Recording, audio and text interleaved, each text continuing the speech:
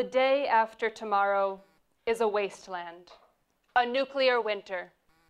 Spaceships with no home to return to. The polar ice caps have melted and our cities are underwater. We are not meant to save the Earth. We are meant to leave it behind. Consumed, discarded. We move to colonize the stars. We are on the eve of a technological revolution. We erase the line between man and machine.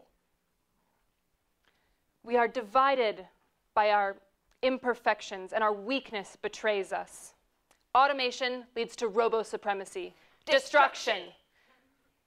The horrors of the past and present take over the future, and freedom is a thing of the past. Brutality is law, and the powerful rule by fear. It's the end of culture. The end of humanity.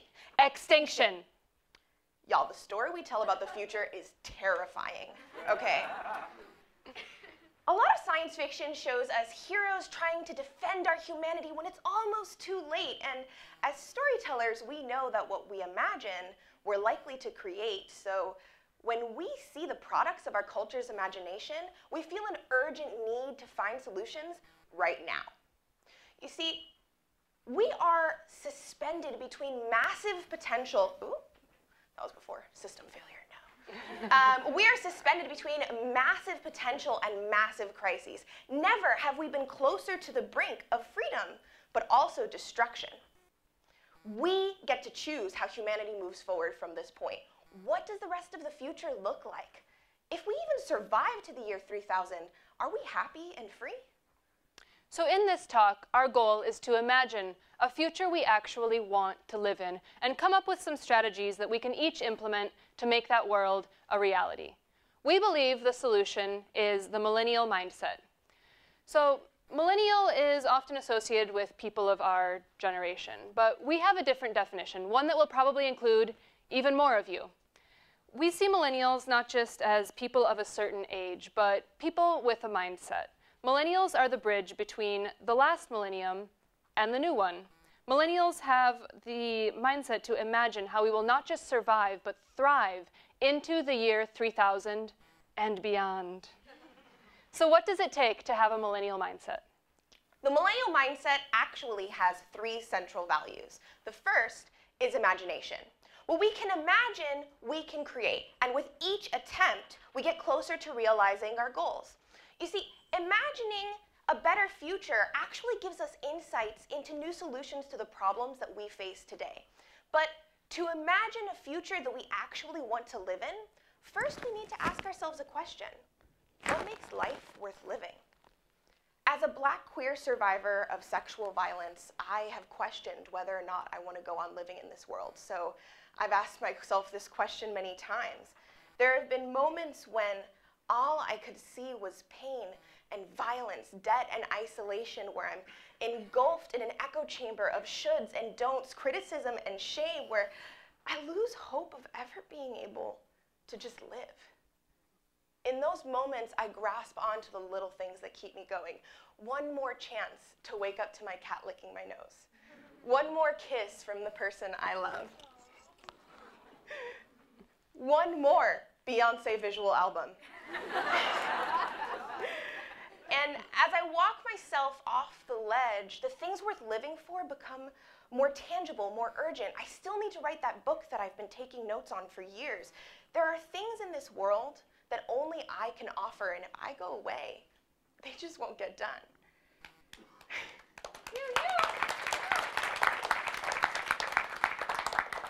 In looking back on those moments, I had a realization. What brought me back each time was different, but there was a common thread, the freedom to choose what I did with my life. You know, I felt like giving up when I felt like I had no choices, like my life was laid out before me and I just didn't like it. And so, while the answer to that question, what makes life worth living, will probably look different for each of us, there is a common thread, the freedom to choose what we do with our time and energy. So that brings us back to the millennial mindset and gives us our second central value, freedom. But what does it look like to choose freedom? We are not taught how to be free. We learn to be afraid. afraid of failure, of making mistakes, of weakness and imperfections. We learn what we need to do, who we need to be in order to succeed, but rarely how to embrace our true selves. Until the end of my junior year of college, my plan was to become a doctor, because I thought that was the best way to help people and be valued for doing so. Expectations and my own internalized fears stopped me from asking what it would take, though, for me to be happy and free.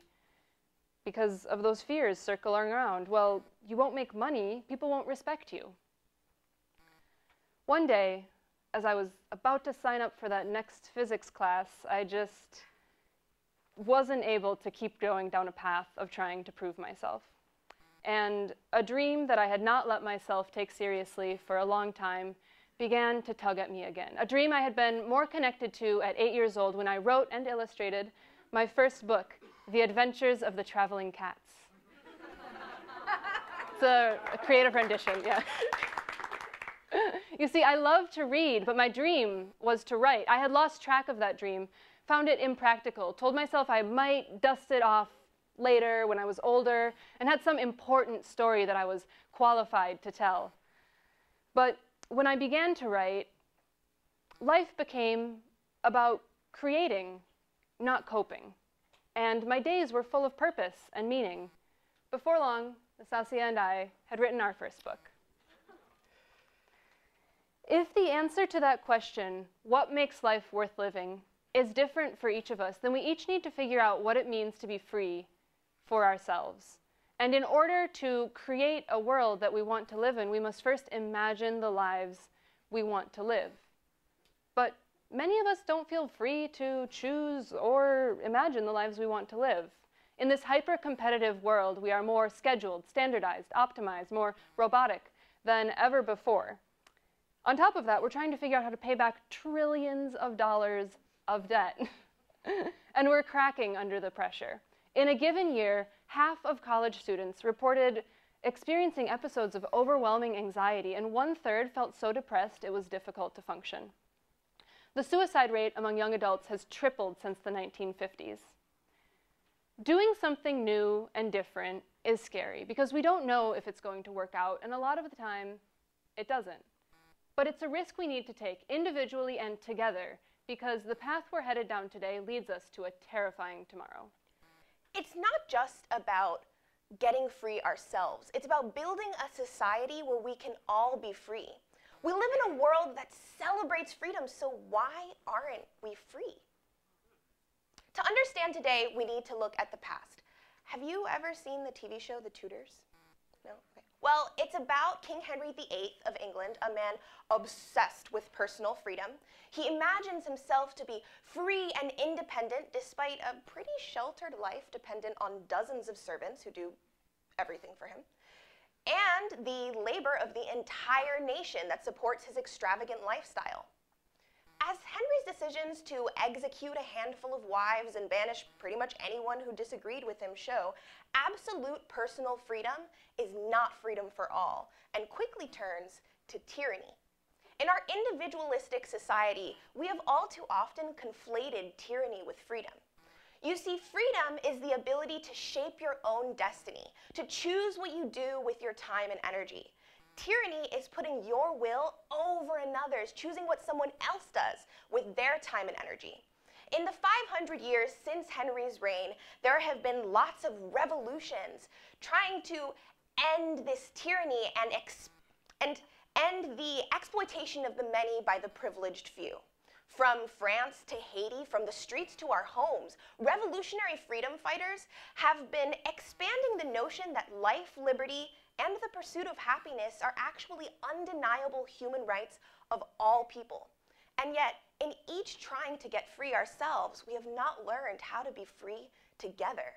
And the same problems seem to manifest again and again, right? I mean, we have massive inequality. We have more incarcerated people than any other empire in history, even more unfree folks than during slavery. We don't need to revolve. At this point, we need to evolve. We need a change in our mindset. As Einstein said, you can't solve problems with the same thinking that created them.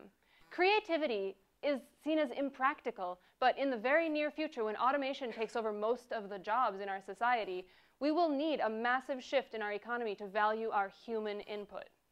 Creativity and caregiving are uniquely human and will be uniquely valuable. But creators and caregivers, the people who have given the most to society, have not been valued for our contributions, and that needs to change. Creators, go out. Creators, take on that risk to make something new for all of us, and caregivers invest time and energy in our well-being. It's our shared responsibility to value and support the people who have not been valued in the economy of the past if we want to step into the future. You see, we believe that the people on the margins, on the brink, have actually experienced humanity's biggest problems and therefore have imagined better solutions. We, in the face of dehumanization, have found and value our humanity. So we can lead the way to a future where we can all be free. That means that we need to stop appropriating people's creativity and exploiting care. We need to choose to value this innovation and support the people who provide it. You see, we need to care enough to imagine better, to listen to feedback and choose to evolve. No one can be free without the care and support of others. So that brings us back to the millennial mindset and gives us our third and final value, care. So now we have imagination, freedom, and care. We embraced millennial values when we created our artivist collective, Spring Up. We cultivate a culture of consent and liberty for all through storytelling and creation. We host workshops that build community and share multimedia stories that imagine new ways of being. Through stories, we learn to empathize with people that we didn't know we cared about and gain the power to imagine choices we didn't perceive before. Let me give you an example. I can tell you that no matter what constraints you perceive, you always have choices. Or I can tell you a story. There's a story that inspires me about an enslaved woman who painted her shoes yellow. Her captors punished her and took her shoes away, but she painted them again and again. You see, her imagination, her desire to create something beautiful and special could not be taken from her. She did what she could imagine to remind herself that she still had the free will to make choices in her life. We don't know her name, but she's remembered for her act of freedom.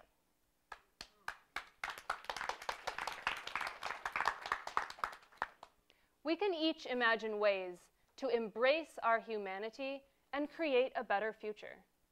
Our daily choices that individually may seem small, together can change the world. Businesses are nothing without workers and consumers. Schools are nothing without students and teachers. That means we have the power. We, the decision makers, the creators and consumers, the workers, the students, the caregivers, we, the people, have the power to use our choices to activate this shift in the economy and culture to value our humanity. Because it's our uniquely human skills, our freedom and imagination, our creativity, our choices and care that will allow us to solve the problems that we're facing today. Problem solving is not just about technological innovation. It's about bringing value to life. You see, changing the world is not just about protesting, being informed, and sacrificing for a cause. It's also about choosing to care for ourselves and others. It's a mindset, you know? Sometimes the most important thing that you can do to create a better future is to live. So Netflix and chill, paint your shoes yellow, share some love with the people who care for you, and most importantly, imagine better. We'll leave you with this. What kind of future do you want to live in? What if you were free to choose? And what's stopping you from choosing that today? You have the freedom to imagine your life and create your world. We all do. Thank you.